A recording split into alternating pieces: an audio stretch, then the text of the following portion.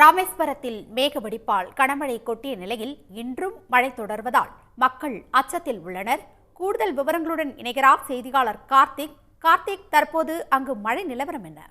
ராமநாதபுரம் மாவட்டம் ராமேஸ்வரம், மண்டபம், பாமன் உள்ளிட்ட பகுதிகளில் பார்த்தீங்கன்னா கடந்த 2 நாட்களாக விட்டு கனமழை பெய்து வந்தது. இந்நிலையில் பார்த்தீங்கன்னா நேற்று ராமேஸ்வரம், மண்டபம், தங்கச்சிமடம், பாமன் பகுதியில் பார்த்தீங்கன்னா கனமழை கொட்டி தீர்த்தது. குறிப்பாக பார்த்தீங்கன்னா ராமேஸ்வரத்தில் பார்த்தீங்கன்னா 44 சென்டிமீட்டர் அளவு மழை அளவு பதிவாயிருக்கு. மண்டபத்தில் 27 சென்டிமீட்டர் மழை அளவு பதிவாயிருக்கு. பாமனில் 28 சென்டிமீட்டர் மழை பதிவாயிருக்கு. தங்கச்சிமடத்தில் 33 சென்டிமீட்டர் மழை பதிவாயிருக்கு.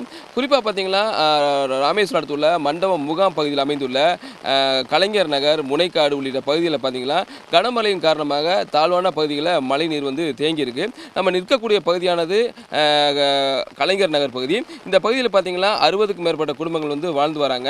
நேற்று பெய்த கனமழையின் காரணமாக தாழ்வான பகுதியில் மழை நீர் தேங்கியிருக்கு. இந்த மழை நீரின் காரணமாக மக்களின் இயல்பு வாழ்க்கை பாதிக்கப்பட்டிருக்கு. அதே போல மக்கள் வெளியே வர முடியாத சூழல் தான் இருக்குது. தற்பொழுது பார்த்தீங்கன்னா மண்டபத்தில் மீண்டும் மழை பெய்து வருகிறது.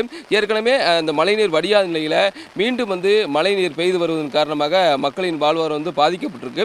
தற்பொழுது பார்த்தீங்கன்னா இந்த மழை நீரை அகற்றுவதற்கு எந்தவித நடவடிக்கை எடுக்காத சூழ்நிலையில் மீண்டும் மழை பெய்வதால் மக்கள் அச்சமடைந்திருக்காங்க.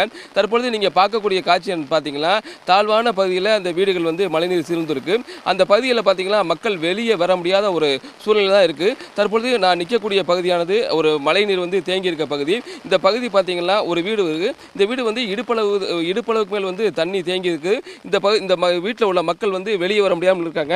நம்ம அவங்கள்ட்ட போய் கேட்கலாம், இப்போ எத்தனை நாளாக வீட்டை விட்டு வெளியே வர முடியாமல் இவங்க இருக்காங்க, இவங்க என்ன பிரச்சனை சந்திக்கிறாங்கன்னு கேட்கலாம்.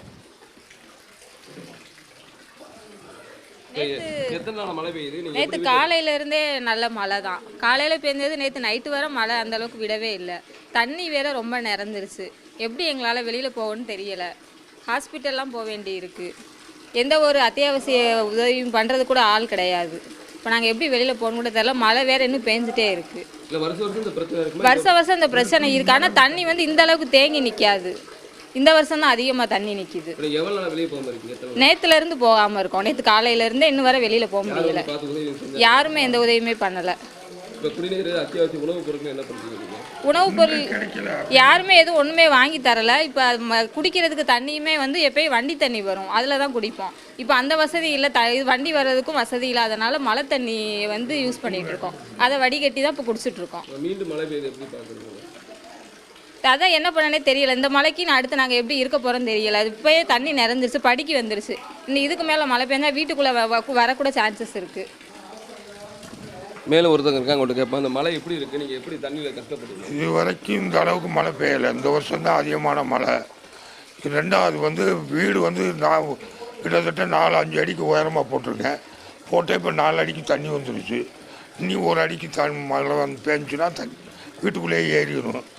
அப்போ ஏதாவது நிவாரணம் பண்ணணும். ஒரு இடத்த எங்களுக்கு மாற்றி கொடுக்கணும், இல்லை ஏதாவது தேவையான வசதிகளை செஞ்சு கொடுக்கணும். இதை இப்போதைக்கு எதிர்பார்க்குறோம். நீங்கள் எவ்வளோ வருஷமாக இங்கே குடியிருக்கீங்க?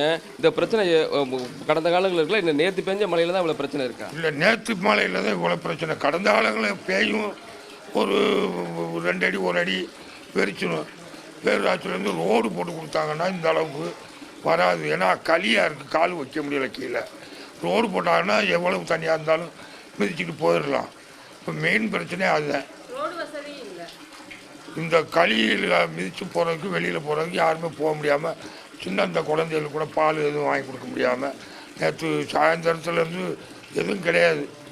வீட்டில் இருக்கிறத வச்சுட்டு ஏதோ சமையல் பண்ணி சாப்பிட்டுருக்கோம். உங்கள் வீட்டில் எத்தனை பேர் இருக்கீங்க? இப்போ ஏதாச்சும் 7 பேர் இருக்கோம். இதே மாதிரி எத்தனை குடும்பம் சந்திச்சிருக்காங்க? இந்த பக்கத்தில் ஒரு 5 பேர் இருக்காங்க. அவங்க வீடு தண்ணிக்குள்ளேயே மிதக்குது. அதுமாரி பின்னாடி ஒரு 5-6 குடும்பங்கள். இவங்க வீட்டுக்குள்ளேயே தண்ணி போயிடுச்சு. இந்த நிர்வாகம் தான் மேலே மாவட்ட நிர்வாகமோ பேரூராட்சி நிர்வாகமோ ஏதாவது எங்களுக்கான ஒரு வசதியை விழிப்புணர்வை மாற்றி கொடுக்கணும். நீங்களே கேட்டுக்கலாம். இந்த வீட்டில் உள்ள மக்கள் வந்து 7 பேர் வசிக்கிறாங்க. இவங்க கடந்த 2 நாளாக வீட்டை விட்டு வெளியே போகிற அளவுக்கு மழைநீர் வந்து தேங்கியிருக்கு. இதன் காரணமாக அவங்க வாழ்வாதாரம் பாதிக்கப்பட்டிருக்கு. அரசு தரப்பில் இதுவரை எந்தவித நடவடிக்கை எடுக்கலையும் குற்றம் சாட்டுறாங்க. உடனே நடவடிக்கை எடுத்து இந்த நீரை வந்து வெளியேற்றதுக்கு நடவடிக்கை எடுக்க கோரிக்கை வச்சுருக்காங்க. அது மட்டும் இல்லாமல் இதே பகுதியில் பார்த்தீங்கன்னா 60க்கு மேற்பட்ட வீடுகள் வந்து மழையில் வந்து மூழ்கி இருக்கு. அந்த காட்சியை நீங்கள் பார்க்கலாம். இந்த மாடி பகுதியில் போய் இந்த ஏரியா பகுதி எப்படி வந்து மழையில் மூழ்கி இருக்குங்கிற காட்சியை வந்து நீங்கள் பார்க்கலாம்.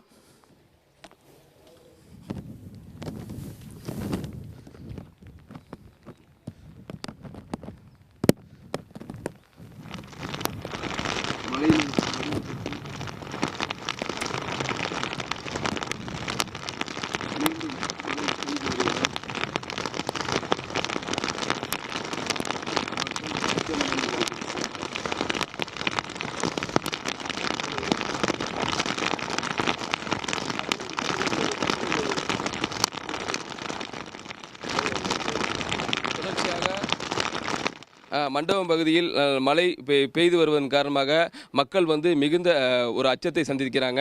அரசு உடனே நடவடிக்கை எடுத்து இந்த பகுதியில் தேங்கி நிற்கிற மழைநீரை அகற்ற வேண்டும். அது மட்டுமல்லாமல் இவங்களுக்கு உணவு போன்ற அத்தியாவசிய பொருட்களை ஏற்பாடு செய்ய நடவடிக்கை எடுக்க வேண்டும் என்பதே இப்பகுதி மக்களின் கோரிக்கையாக உள்ளது. களத்தில் இருந்து தகவல்களை வழங்கியதற்கு நன்றி கார்த்திக். உடனுக்குடன் செய்திகளை தெரிந்து கொள்ள சன் நியூஸ் பெல் ஐகானை கிளிக் பண்ணுங்க.